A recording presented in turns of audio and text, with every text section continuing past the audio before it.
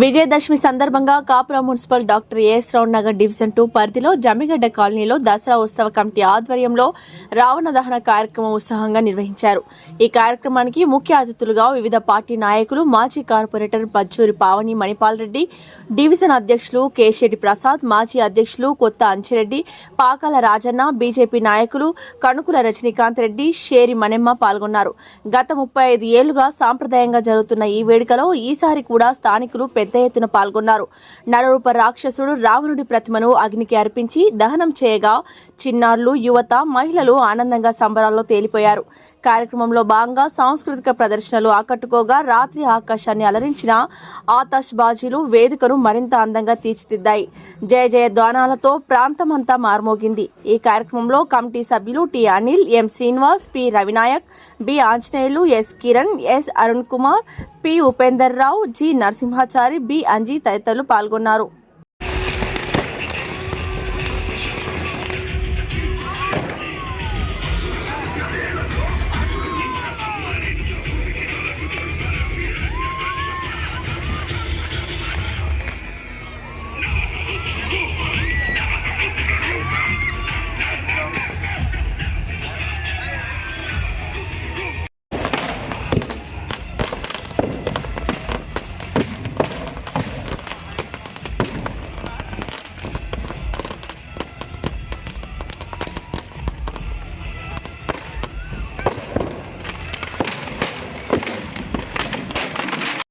హృదయపూర్వక విజయదశమి శుభాకాంక్షలు.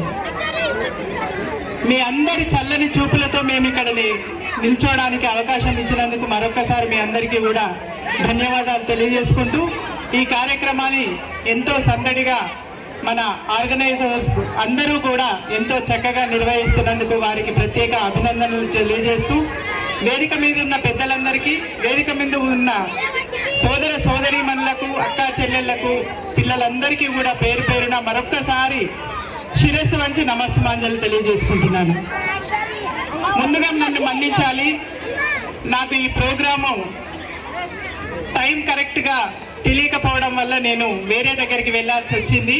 దానివల్ల ఒక ½ అన్ అవర్ నుంచి 1 అవర్ డిలే అయినందుకు మరొకసారి మిమ్మల్ని మన్నించాలని కోరుకుంటున్నట్టయితే, రాముడు కూడా రావణుని దానం చేసినటువంటి రోజు కూడా ఇదే.